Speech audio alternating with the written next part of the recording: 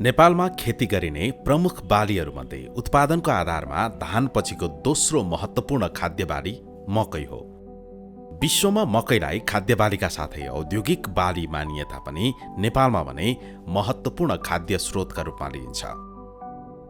पछिल्लो तथ्याङ्क अनुसार नेपालमा करिब 9,56,477 हेक्टर क्षेत्रफलमा मकै खेती गरिँदै आएको छ भने यसको उत्पादकत्व 2.92 टन प्रति हेक्टर रहेको छ। मकैको उत्पादन वृद्धिका लागि हावापानी र भूगोल अनुसार उपयुक्त प्रजातिका बिउ, उन्नत खेती प्रविधि, उपयुक्त समयमा सिँचाइ, रोग तथा किरा नियन्त्रण र गोडमेल तथा मलखादको सही व्यवस्थापनले मुख्य भूमिका निर्वाह गरेको हुन्छ।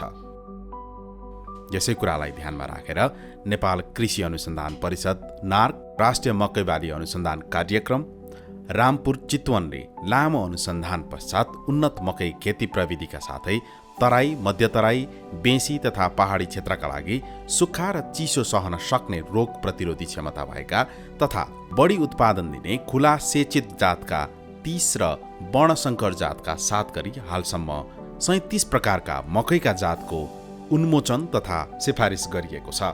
नेपालभरिको लागि नेपालको विभिन्न हावापानीमा सुहाउने मकैको जातीय विकास गर्ने र मकैकोसँग आधारित मकै प्रविधिको विकास गर्ने, मेज टेक्नोलोजी जेनेरेट गर्ने भनी स्रोत बिउको काम गर्ने। अब हालसम्म हाम्रो स्थापना कालदेखि उच्च पहाडी भाग, मध्य पहाडी भाग, तराई र भित्री मधेसको लागि र चाँडै पाक्ने बाली चक्रको लागि यो किसिमले हामीले विकास र सिफारिस गरेका छौँ भने हालसम्म हामीले 37वटा जातहरू सिफारिस गरेका छौँ, जसमध्ये 7वटा वर्णशंकर जातहरू छ र 30वटा चाहिँ नि परपरागसेचन अथवा क्रस पोलिनेटेड क्रपहरू छ।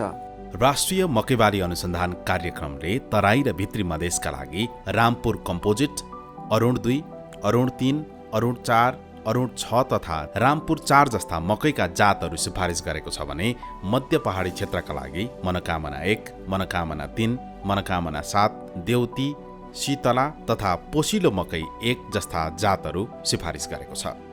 यस्तै उच्च पहाडी क्षेत्रका लागि गणेश 1, गणेश 2 जातका मकै सिफारिस भएका छन्। मकैको उत्पादन तथा उत्पादकत्व वृद्धिका लागि पछिल्लो समय राष्ट्रिय मकै बाली अनुसन्धान कार्यक्रमले वर्णशंकर जातका मकैको अनुसन्धान तथा स्रोत बिउ उत्पादनलाई तीव्रता दिएको छ। अहिले हामीले दिएका जुन परपराग सेचन बाली भनेको छौँ, ती परपराग सेचन बालीहरूको जात हामीले 4 देखि 5.5 सम्मको उत्पादन हुने क्षमताका दिएका छौँ भने हाम्रो उत्पादन र उत्पादकत्व वृद्धि भएको छ। जुन हाम्रो परपराग सेचन भएको बाली ओपिभीले मात्रै अब उत्पादन थेग्न सक्दैन र बजारको माग धान्न सक्दैन, नसक्ने भएको हुनाले हामीले यसको उत्पादन र उत्पादकत्व वृद्धि गर्नु परेको छ। त्यसको निमित्त वर्णशंकर जात हामीलाई आवश्यक परेको छ र यसले गर्दा हामीले एउटाबाट ओपिभी परपराग सेचन बालीको पनि विकास गरेको छौँ भने अब यी पछिल्ला वर्षहरूमा चाहिँ नि वर्णशंकर जातलाई हामीले बढी जोड दिएर विकास अनुसन्धान गर्ने कामलाई चाहिँ नि विशेष जोड दिइराखेका छौँ हामीले पछिल्ला दिनहरूमा। लामो अनुसन्धानबाट विकास गरिएका मकैका यी जातहरूले बढी उत्पादन दिने, सिँचाइ सुविधा भएका वा नभएका स्थानमा समेत लगाउन मिल्ने, हावापानी अनुसार बढी तातो वा बढी चिसो सहन सक्ने, बोट नढल्ने र परम्परागत जातका मकैको तुलनामा बढी उत्पादन दिने भएकाले विगतको तुलनामा मकैको उत्पादनमा उल्लेख्य वृद्धि भएको छ। राष्ट्रिय मकै बाली अनुसन्धान कार्यक्रमले विकास गरेका वर्णशंकर तथा उन्नत जातका मकैका बिउहरू देशभरका किसान समक्ष पुर्याउन वार्षिक सरदर 20 टन स्रोत बिउ उत्पादन गरेर सम्बन्धित संस्थालाई वितरण गर्दै आएको छ। यहाँ हामीले अहिले एकदम लोकप्रिय भएका मकैका जातहरू जस्तै रामपुर कम्पोजिट, अरुण 2, मनोकामना 3, देउती जस्ता जातहरूको चाहिँ स्रोत बिउ उत्पादन, स्रोत बिउ भन्नाले हाम्रो प्रजनन बिउ र मूल बिउको उत्पादन हामी यहाँ गर्छौँ र हामी लगभग हरेक वर्ष 30 टनको हाराहारीमा स्रोत बिउ उत्पादन गरिन्छ र प्रजनन बिउ हामीले चाहिँ जो नाक अनुसन्धान केन्द्रहरू हुनुहुन्छ होइन र मूल बिउको अनुमति लिएका संस्थाहरू हुनुहुन्छ उहाँहरूलाई हामीले प्रजनन बिउ दिन्छौँ र अरू बाँकी सामान्य बिउ उत्पादकहरूलाई हामीले मूल बिउ दिन्छौँ। अनि त्यसपछि उत्पादकत्वको चाहिँ हाम्रो जात अनुसार हुन्छ। लामो समय पाक्ने जातहरूको उत्पादकत्व 5 देखि 6 टनसम्म छ हाम्रो खुला सेचित जातमा भने चाँडो पाक्ने जातहरूको उत्पादकत्व 3 देखि 4 टनसम्म प्रति हेक्टरको पाइएको छ। मकै खेतीका लागि पानी नजम्ने मलिलो तथा दुमट खालको हल्का अम्लीय माटो उपयुक्त हुन्छ। मकै छर्नका लागि जमिनको तयारी गर्दा 2 देखि 3 पटक जोतेर डल्ला फुटाएर माटो बुरबुराउँदो बनाउनुपर्छ। यसरी जमिन जोतेर तयारी गरिसकेपछि पुनः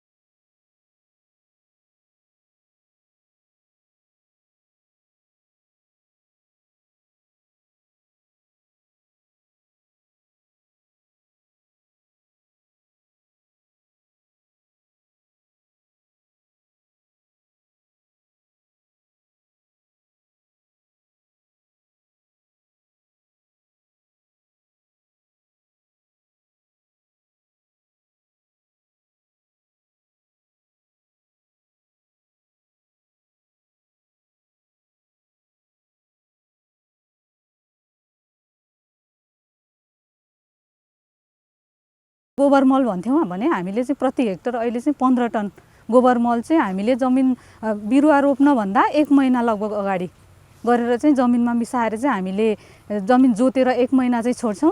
नाइट्रोजन, फस्फोरस, पोटास देखेर र अरू लगायत सूक्ष्म खाद्य तत्त्वहरू पनि हाम्रो यो मकै बालीको लागि चाहिँ अति नै आवश्यक पर्छ। मकै आफैमा पनि धेरै खाने बाली हो। खाद्य तत्त्व चाहिँ मकै बालीलाई असाध्यै धेरै चाहिने हुनाले हामीले अहिले जुन हाइब्रिड मकै भनेका छौँ त्यो मकैको लागि चाहिँ हामीले प्रति हेक्टर 180 केजी नाइट्रोजन हामीले अनि 60 केजी फस्फोरस र 40 केजी पोटास प्रति हेक्टर नाइट्रोजन, फस्फोरस, पोटास प्रयोग गर्छौँ। र त्यसै गरी अर्को उन्नत जातको मकै जुन हामीले अघि लामो समयमा पाक्ने छिटो पाक्ने जात भन्यौँ ती मकैको लागि चाहिँ हामीले 120 केजी नाइट्रोजन, 60 केजी फस्फोरस र 40 केजी पोटास चाहिँ प्रति हेक्टर प्रयोग गर्छौँ। फोस्फरस र पोटासको सम्पूर्ण भाग तथा आधा भाग नाइट्रोजन जमिन तयारी गर्ने बेलामा राख्नुपर्छ भने बाँकी नाइट्रोजनको आधा भाग मकैको बोट गुणागुणा भएको अवस्थामा र आधा भाग धान चमार निस्किने बेलामा राख्नु उपयुक्त हुन्छ। हावापानी र भूगोल अनुसार मकै छर्ने समय पनि फरक फरक हुन्छ। हिमाली भेगमा फागुनदेखि चैत 15 सम्म मकै छर्नुपर्छ भने मध्य पहाडमा चैतदेखि वैशाख 15 सम्ममा मकै लगाइसक्नुपर्छ। तराई र भित्री मधेसमा बसन्ते बालीको रूपमा खेती गर्न फागुनदेखि चैत मसान्तसम्म र वर्षे बालीका रूपमा खेती गर्न वैशाखदेखि जेठ मसान्तसम्म लगाउनु पर्दछ तथा हिउँदे बालीको रूपमा खेती गर्न भदौदेखि असोज मसान्तसम्म लगाउनु उपयुक्त हुन्छ। मकैलाई समय समयमा गोडमेल गरेर झारपात नियन्त्रण गर्नुपर्छ। समयमै झारपात नियन्त्रण गरिएन भने 30देखि 40% उत्पादन घट्न सक्छ। त्यसैले मकै रोपेको 48 घण्टाभित्र एट्राजिन तथा पेन्डिमेथालिन जस्ता झारनाशक विषादी छर्किएर झारपात नियन्त्रण गर्न सकिन्छ। यदि झार नियन्त्रण गर्न यी रासायनिक विषादीहरूको प्रयोग नगर्ने हो भने मकै छरेको 20देखि 25 दिनभित्र पहिलो गोडाई, 40देखि 45 दिनभित्रमा दोस्रो पटक गोडमेल गरेर झारपात नियन्त्रण गर्नुपर्छ। मकै रोपेको 20देखि 25 दिनमा पहिलो गोडाई र 40देखि 45 दिनमा चाहिँ दोस्रो गोडाई गरिसक्नुपर्छ। अहिले चाहिँ विगत केही वर्षमा चाहिँ हाम्रो चाहिँ जुन मेन पावर लेबरहरूको कमी हुँदै गइरहेको छ जसले गर्दाखेरि उत्पादनमा पनि खर्च बढ्न जान्छ। त्यसैले चाहिँ हामीले चाहिँ अहिले चाहिँ झारनाशक विषादीहरू चाहिँ प्रयोग गरेर चाहिँ हामीले चाहिँ झारपातलाई व्यवस्थापन गर्न सकिन्छ। त्यो चाहिँ एउटा विधि भयो र त्यसपछि चाहिँ हामीले 40-45 दिनमा चाहिँ मकै रोपेको 40-45 दिनमा चाहिँ हामीले एक गोडाई गरिदियौँ भने चाहिँ यसले चाहिँ झारपातलाई चाहिँ एकदमै राम्रो व्यवस्थापन गर्छ र उत्पादनमा पनि वृद्धि हुन्छ। झारपात नियन्त्रणका लागि गरिने दोस्रो गोडाइमा भने मकैलाई राम्ररी उकेरा समेत लगाउनुपर्छ। मकैबारीको माटोको अवस्था हेरेर मकैको जुगा निस्किने र दाना पोटिलो हुने अवस्थामा चिस्यानको कमी भएमा सिँचाइ गर्नुपर्छ। तर मकैले पानी जमेको सहन नसक्ने भएकाले मकैबारीमा पानी जम्न नदिई उपयुक्त निकास गराउनुपर्छ।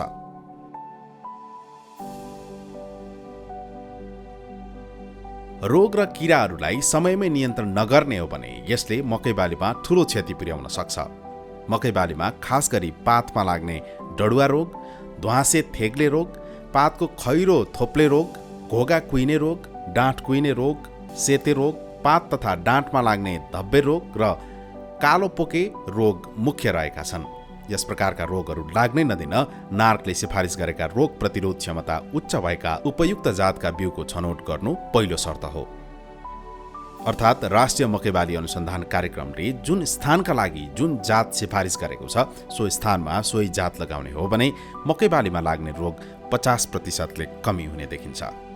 यसबाहेक समय समयमा सिफारिस गरिएअनुसारका जैविक र रासायनिक विषादीको प्रयोग गरेर मकैमा लाग्ने रोगहरू व्यवस्थापन र नियन्त्रण गर्न सकिन्छ। जहिले पनि किसान दाजुभाइले के बुझ्नुपर्छ भने जुन ठाउँको लागि जात उन्मोचन गरिएको छ त्यो ठाउँको लागि भन्दा बाहेक त्यो जात अन्त लगेर लगाउनु हुँदैन। सिफारिस नभएका जातहरू कहिले पनि प्रयोग नगरौँ, त्यसले गर्दाखेरि हामीलाई आधा सन्चो बनाउँछ। र त्यति हुँदाहुँदै पनि खेतमा बारीमा पहिल्यैबाट यो डाँठ कुहिने रोगहरू छन्, ढुसीजन्य र विषाणुजन्य, कतिलाई त थाहा पनि हुँदैन यो ढुसीजन्य हो कि यो ब्याक्टेरिया जन्य रोग हो भनेर। तर त्यसको लागि चाहिँ के छुट्याउने विधि हुन्छ, त्यो लागिसकेपछि हटाउन सकिँदैन। त्यो भएर लाग्नुभन्दा पहिले नै मकैका विभिन्न खेती लाउने तरिकाहरू छन्, त्यसलाई एकदम उत्तम मानिएको खेती प्रविधि अपनाउनु पर्यो। र दोस्रो चाहिँ बिउ उपचार, सबैभन्दा मुख्य कुरा भनेको बिउ उपचार गर्नुपर्दछ।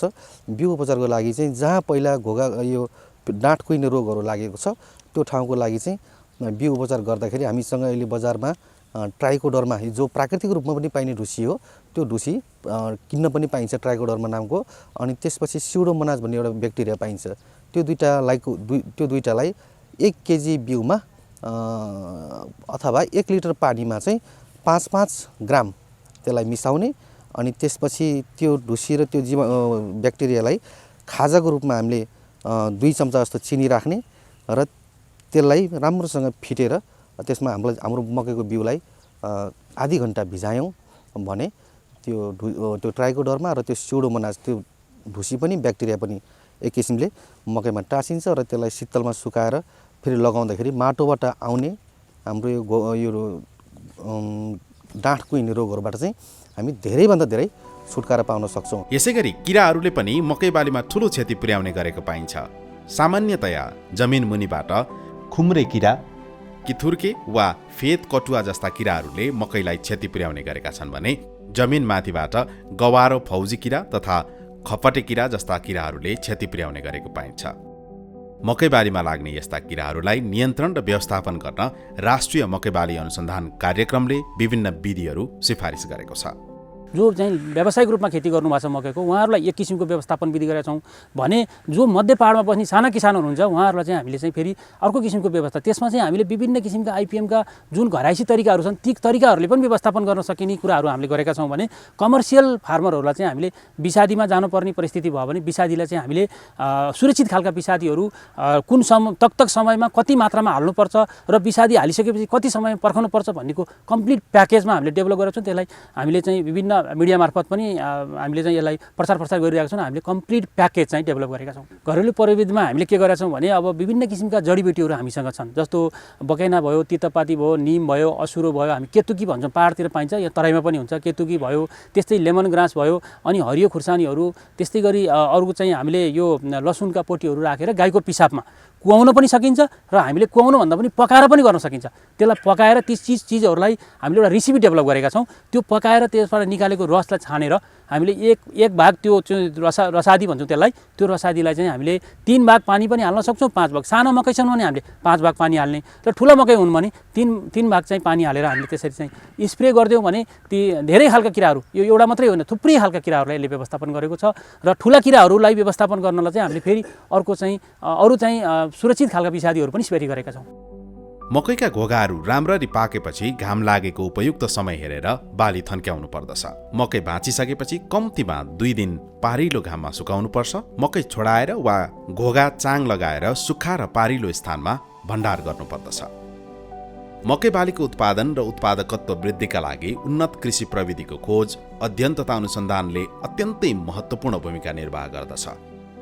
यही कुरालाई ध्यानमा राखेर मकै बालीको समग्र विकासका लागि उन्नत प्रविधिको खोज, अनुसन्धान र विकास गरी वातावरण अनुकूलित नयाँ प्रविधिको अनुसन्धानमा नेपाल कृषि अनुसन्धान परिषद, नार्क अन्तर्गतको राष्ट्रिय मकैबाली अनुसन्धान कार्यक्रम रामपुरले निरन्तर काम गरिरहेको छ र उच्चतम प्रतिफल दिने 37 प्रकारका मकैका जातको सिफारिस गरिसकिएको छ। यसरी अनुसन्धानबाट प्राप्त भएका कृषि प्रविधिहरूले मकैको समग्र उत्पादकत्व वृद्धि गर्नमा उल्लेखनीय योगदान दिँदै आएका छन्।